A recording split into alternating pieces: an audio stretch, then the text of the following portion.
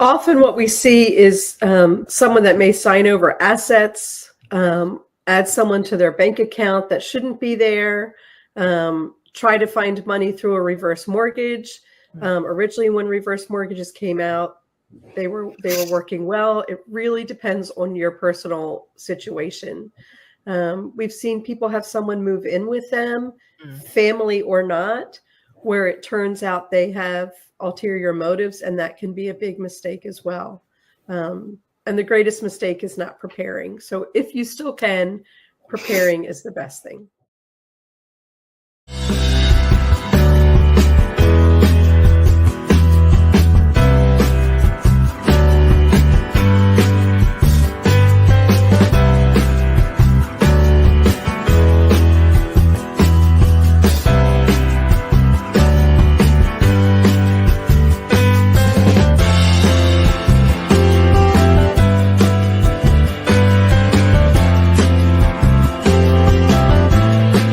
Hello, everyone, and welcome to the Wills, Women, and Wealth podcast. I'm Elsa W. Smith, your Maryland estate planning and probate attorney, and I'm thrilled to have you with us today. We're here to empower women who value their health, wealth, and the legacies that they are creating. This podcast delves into a diverse range of subjects encompassing finance, law, mental, and physical health, and beyond. Our commitment is to furnish you with invaluable insights, engaging expert interviews, and enlightening episodes that address your questions on wills, estate planning, probate matters, and more. Remember, this is your community, and we want to hear from you. Engage with us, ask questions, and suggest topics. Let's build a dialogue. Reach out to us on social media or leave us a comment. Your input fuels the conversations that we have. You can find all of our episodes on YouTube, Spotify, and Apple Podcasts. Be sure to subscribe and stay tuned for our upcoming content. We appreciate your support. And if you enjoy the podcast, please consider leaving us a 5-star review. Your review helps us to amplify our reach and brings our content to more listeners. And now, on with the podcast. Today, we're diving into a topic that touches so many families: navigating elder care and the invaluable role of an aging life care manager. As our loved ones age, finding quality care and making the right decisions can feel overwhelming. That's why I'm thrilled to be joined by two incredible experts from Ferretto Young Care Management Consulting, Jessica Young and Anne-Marie Riehl. Jessica Young is the president and a professional aging life care manager with over 2 decades of experience. She's led groundbreaking initiatives in dementia care, care management, and senior living services. She also serves on the board of Maryland First Disability Trust, advocating for individuals with disabilities. Joining her is Anne-Marie Riehl, a certified care manager with a passion for helping families navigate the challenges of aging. With a master's degree from the University of Maryland, Baltimore County's Erickson School of Aging, she's known for her ability to transform overwhelming situations into manageable solutions, particularly for families facing cognitive decline. And today, we'll explore how aging life care managers like Jessica and Anne-Marie provide guidance, support, and peace of mind during some of life's most challenging situations. Let's dive in. Ladies, welcome to the podcast. It's a pleasure to have you both here. Thanks. It's great to be here. Wonderful. Well, let's jump right in because there's so much that I want to talk about today. First of all, can you explain what an aging life care manager does and how they support families? And specifically, how does Ferretto Young help? So aging life care managers kind of have a wide range of expertise in all sorts of areas that do impact families, everything from future planning to crisis management to what resources are out there. So aging life care managers touch on multiple things. We're kind of like the project manager of running a very big project. And so people bring us in, and then we can kind of figure out what are the needs, what are the plans, and bring that information to the person to make sure that they are fully informed and making the right decisions that benefits them, because everyone is so different. It doesn't, it's not a one size fits all. And in most projects, things can sometimes change along the way.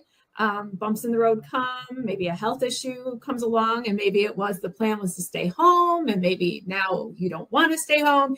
The aging life care manager is going to be there to kind of work through all of that with you, and just provide that guidance and one-to-one. So in terms of Ferretto Young's team, we have a very large team, and the team comes with so many backgrounds, and that is very beneficial to all of the clients that call in, because we're able to match what their needs are to the expert that can fit that. So that we have social workers, we have nurses.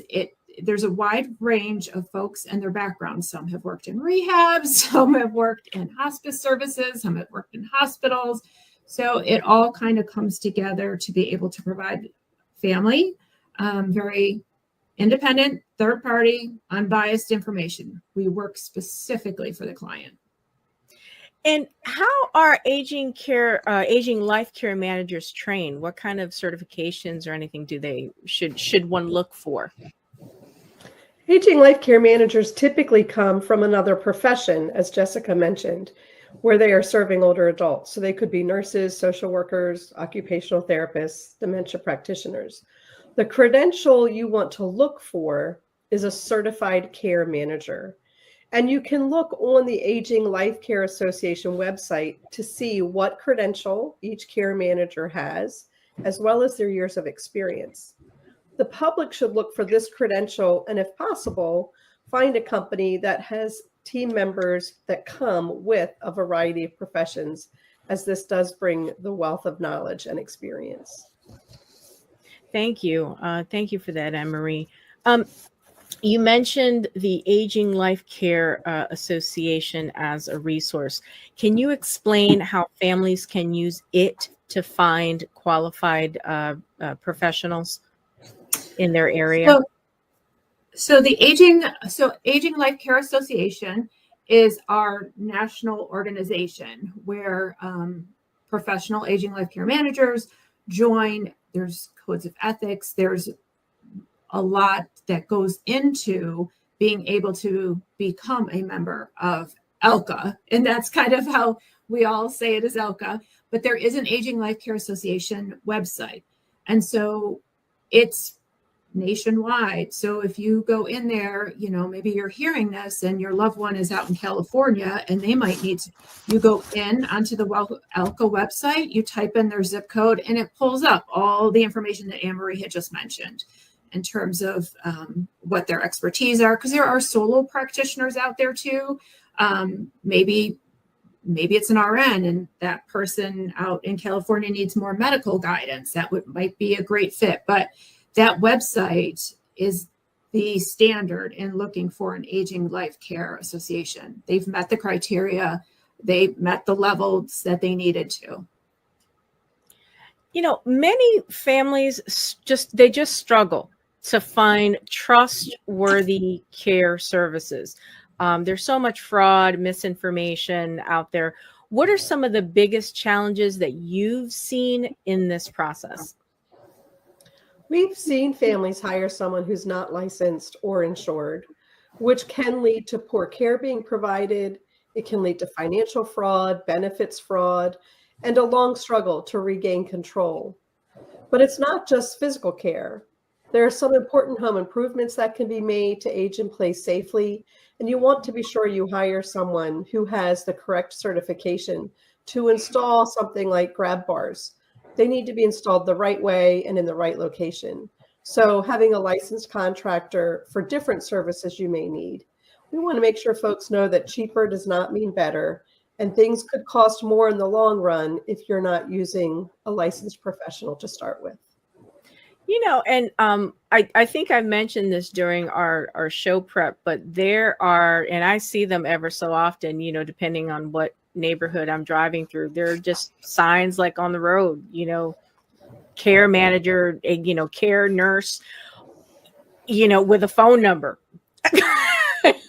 and you really don't know what you're getting. And so it's really important for everybody watching and listening to really take advantage of the resources that are going to be that have been mentioned and that will continue to be mentioned in this podcast, so that you're seeking, you find somebody trustworthy to care for your loved one. So you mentioned that you've worked with families from diverse backgrounds, and I absolutely love that. What are some of the cultural or emotional barriers to accepting help, and how do you address it?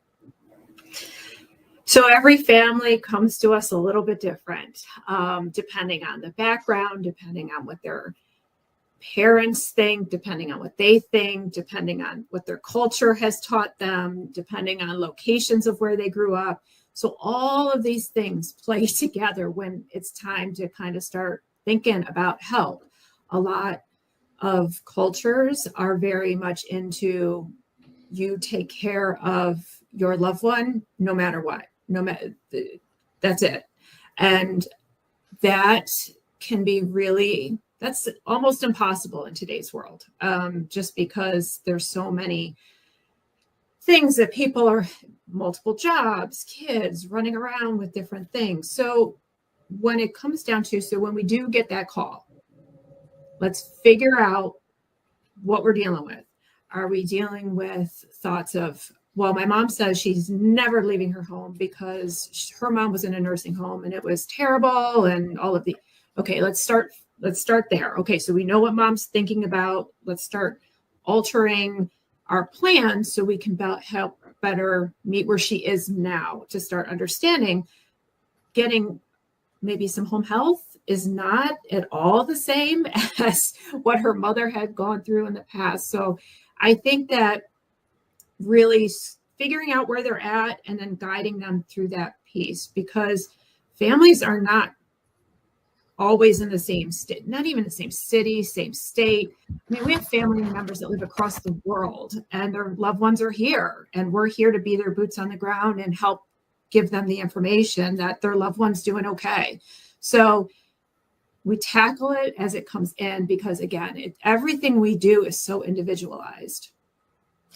I'm Afro-Cuban, of Afro-Cuban descent. And in the Cuban culture, it is just considered, the expected thing to do, that you are going to care for your parents, either moving them in with you or, what have you, but you are going to take care of them until the end because they have taken care of you.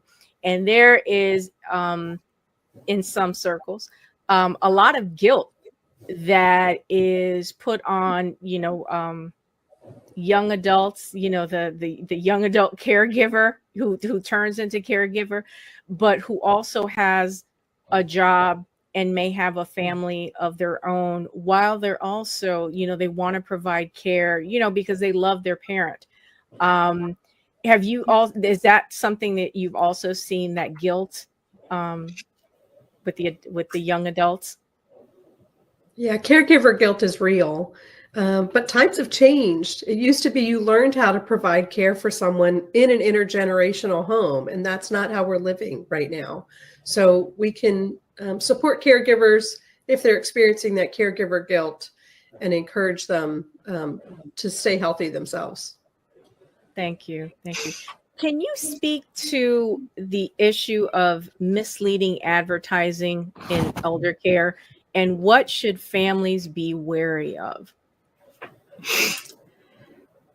So this one, there's a lot to tackle in that question, is what I'll say.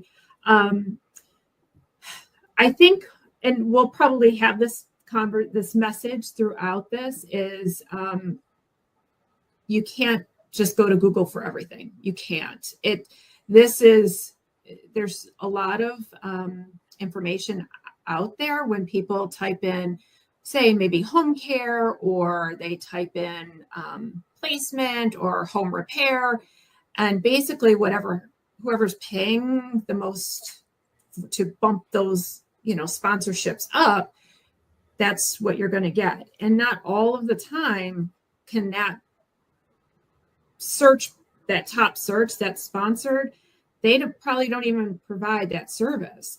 That's just their way to get you to call in, give them your information, and then they can start guiding you to where they feel that you should be going, not you going to the direction that you think is going. So yeah, I'm not saying never ever Google. That should not ever be your only source of any type of research when you're dealing with this, because senior care is very expensive. It is very specialized, and not just anyone can do it. So paying attention to what you're looking for, doing the research, reaching out. Maybe someone at your job has used a home modification company before. Maybe someone at your job has used home care for a loved one. We get a lot of calls to us because people have used, oh, I used you for my mom and now I need you for my aunt, kind of thing. So you definitely have to keep your guard up. People you're going to see words like advisors and things of that nature that really they're not aging life care managers. And these people will start to see that and think, oh yeah, they can help me. And that is not the case. So what I say is, like, if you get to that point, we give a free 30-minute consult call. If you are, and we're going to talk about more of that at the end. And I'm glad you do. You just call and just kind of say, okay, I need to start looking for this. I'm at the beginning. Give me some tips. We have no problem us giving you tips. If that's going to save you a whole lot of trouble down the line, because sometimes we get calls after the fact. And it's like, oh, they're calling me all the time. This isn't even what I want. So call, we'll give you some guidance on what to ask. The other thing I would add for families to be wary of is anyone who's being pushy or making lots of promises. So, do your homework, ask around, call us. But if someone's being pushy to have you sign a contract or promising everything that you think you need, chances are you should be a little more curious. I'm so glad you said that, Anne Marie, because some people come off as like used car salesmen. They're just trying to get you to sign. And thank you for that. Now, we touch on costs, and of course that can be a sensitive point for a lot of people because they may not have an unlimited source of funds to care for their parent. Can you walk us through how your services are billed and whether any insurance or financial assistance options are available? So our services are all billed as needed hours. So we're not tied into any minimums, maximums, any of that. People can use us for a very little bit of time or a very, very long time. It's completely up to them. That's a key word there. Some long-term care insurance plans do have a component that will cover care management services. But since every plan is so different, it's hard to, without the person calling us and telling us or giving us the policy for us to review to say, okay, yes, this is covered. That generally it's private pay, but a few folks do have that long-term care insurance policy. The other piece is sometimes people are calling because they don't have a lot of resources and they need to figure out what's out there. Is there subsidies? Is there benefits that I might qualify for? I will tell you, veteran benefits, a lot of people don't even put that into their calculations. And so that's one of the questions that we will ask. Are you or the loved one a veteran? Because there's benefits there they could tap into that could help pay for some care. So yes, we have our hourly rate, but our goal really is to connect people to what is going to best suit them. And there are different programs for different people in different counties, and that's where all that individual piece comes together again. I appreciate you highlighting the point about veterans, because we have a lot of veterans that listen to the podcast, particularly in this, DMV area. We have a lot of veterans in this area. So thank you for that. That's something good to know. What are the financial mistakes that you have seen seniors make when planning for care? Often what we see is someone that may sign over assets, add someone to their bank account that shouldn't be there, try to find money through a reverse mortgage. Originally, when reverse mortgages came out, they were working well. It really depends on your personal situation. We've seen people have someone move in with them, family or not, where it turns out they have ulterior motives, and that can be a big mistake as well.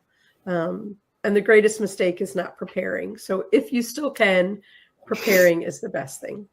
That's a great segue to my next question. So from your experience in working with clients, what role does estate planning, which is my area of expertise, what role does that play in ensuring a smooth long-term care process from your vantage point? The best thing you can do is get your estate planning done, your will, your powers of attorney, knowing where your money is, knowing your end of life wishes, having all of that taken care of in advance, and communicating it to the people that need to know that you've taken those steps is really the best thing you can do. So get it done, put your wishes in writing, and share it with the people that need to know about it. Thank you. The two pillars of my law practice are education and empowerment. And in the education piece, I beat that drum all the time. Get your planning done. Don't leave a mess, because one, tomorrow is not promised to any of us. And that doesn't mean, I'm not just saying, talking about death, but also incapacity, right? Debilitating event can, particularly if you run a business, can take you out of pocket for a long time, and you're going to need services. So, long-term rehabilitative, services might be needed.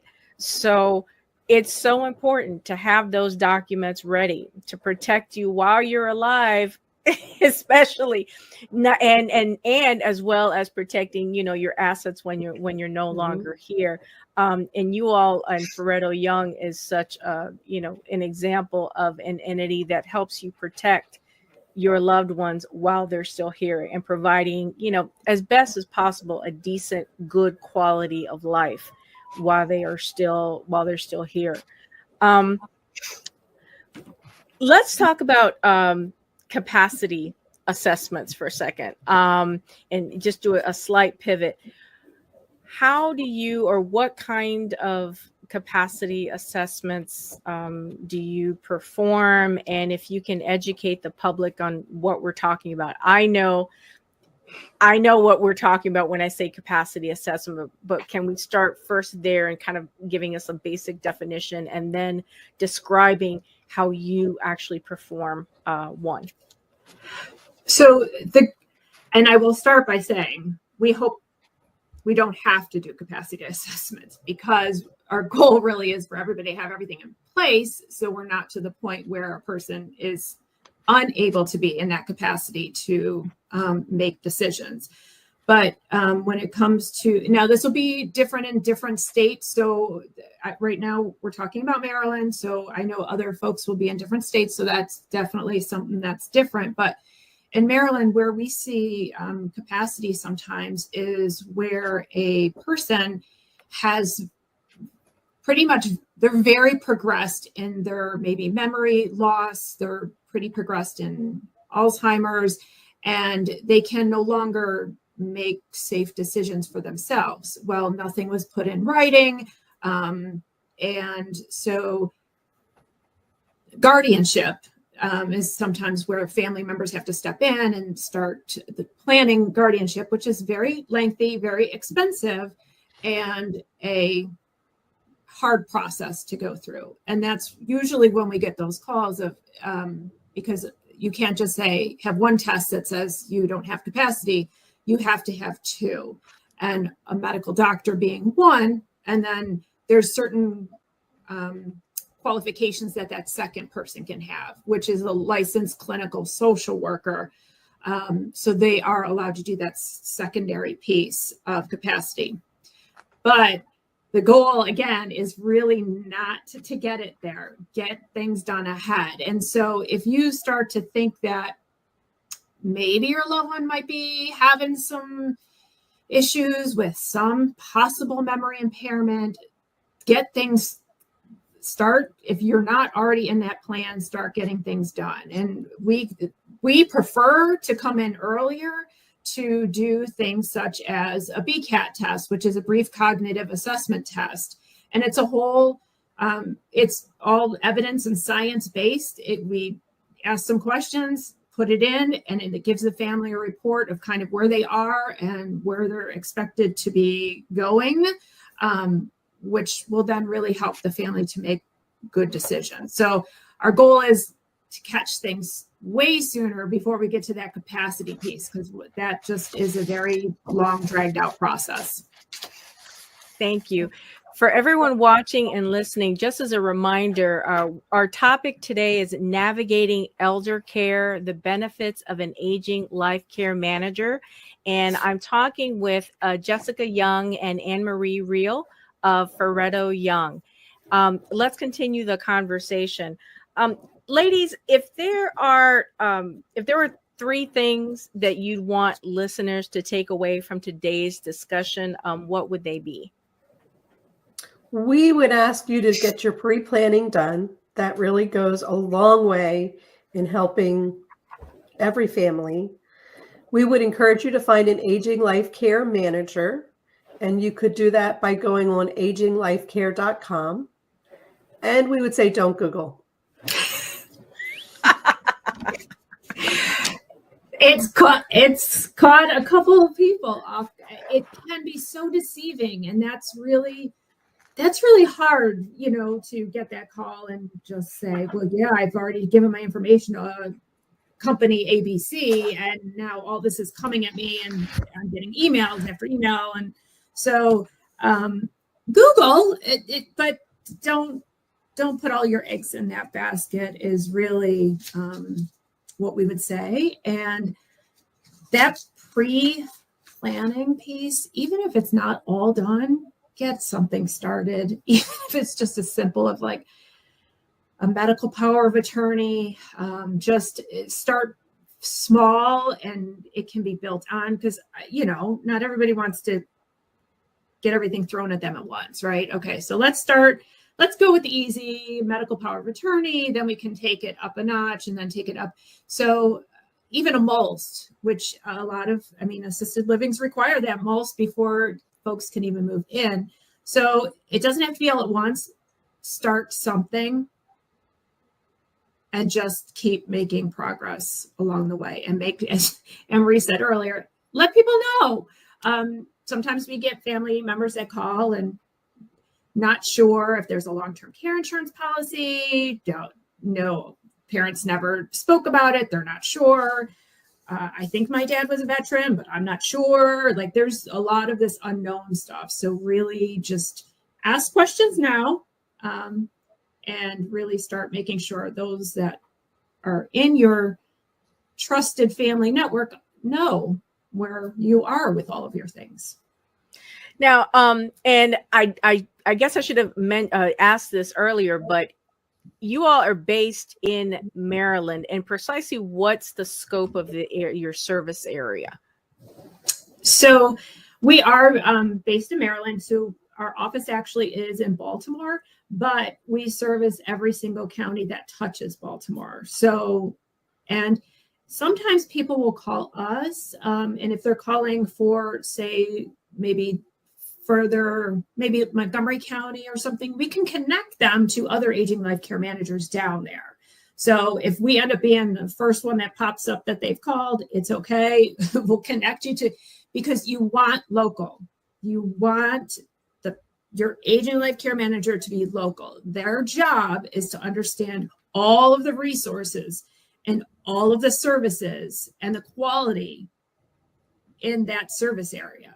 So could Emery and I rifle down every single quality one we know? Sure. Could we do that in Montgomery County? No.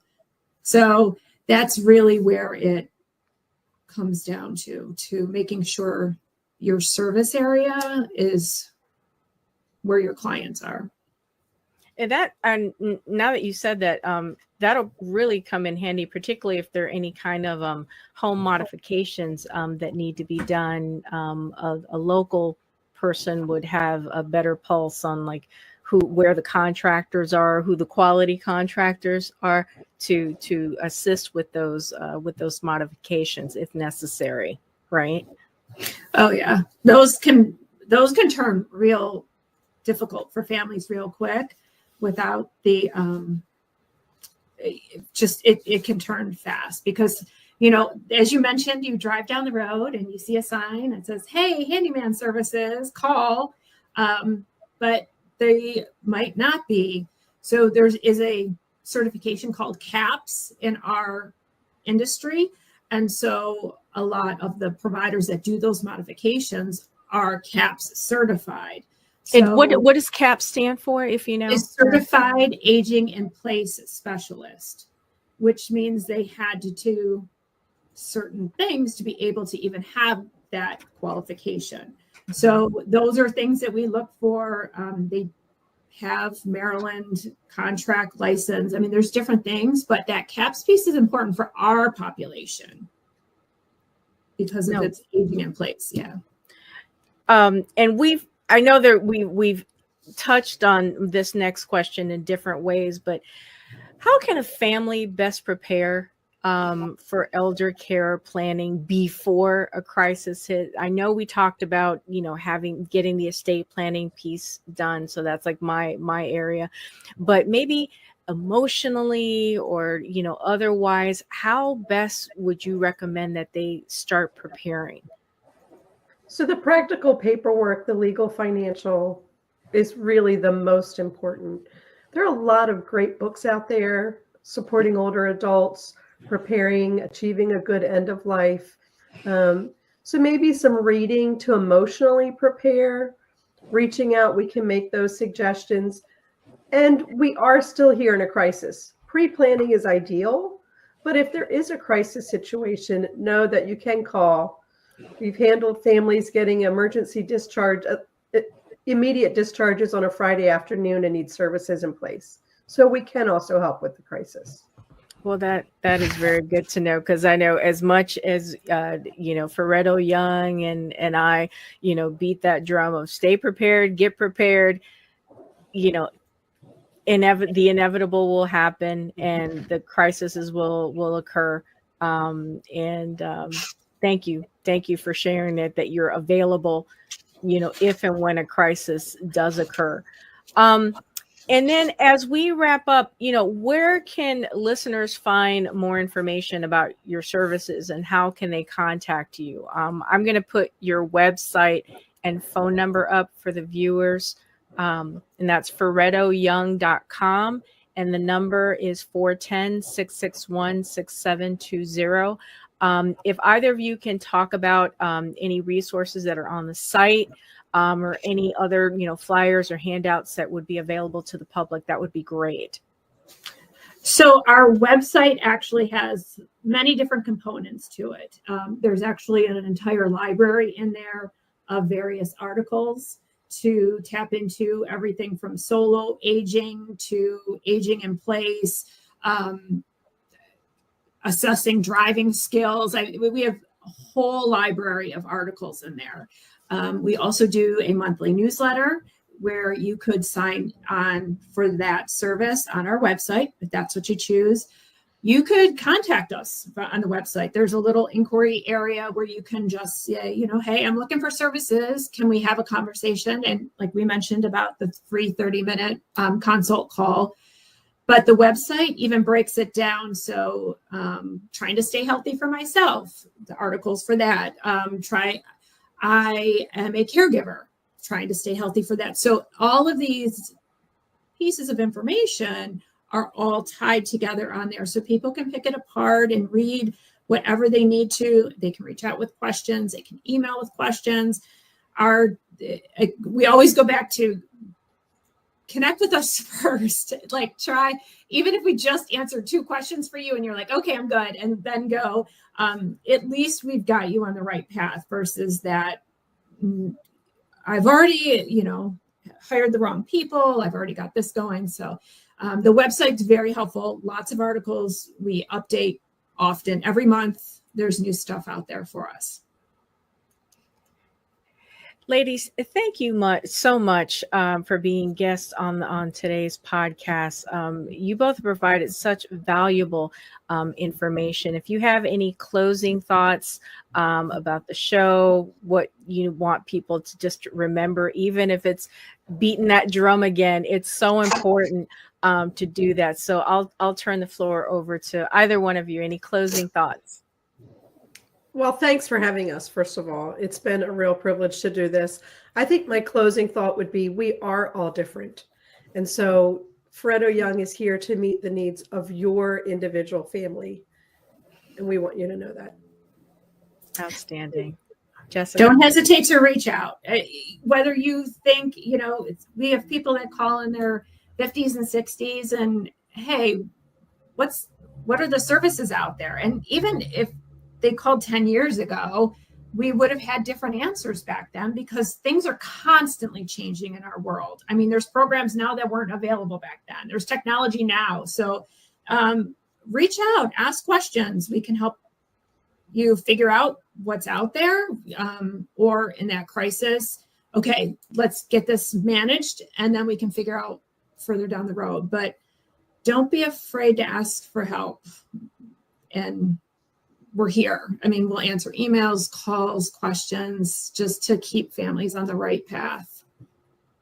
Excellent. Excellent. It's been a joy and a pleasure to have both of you on the podcast. Everyone, we will have the link and the contact information to Ferretto Young in the show notes.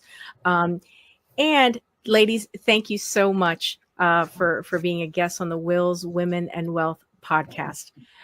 Everyone, if you have questions or concerns about estate planning and you're in the state of Maryland or the District of Columbia, I invite you to schedule a complimentary 15-minute call with a member of our team. The link will be in the show notes. Again, I want to thank you for being a part of this podcast with our guests from Ferretto Young. Have a wonderful day. Remember, stay informed, stay empowered, and take control of your legacy. I'll see you next time.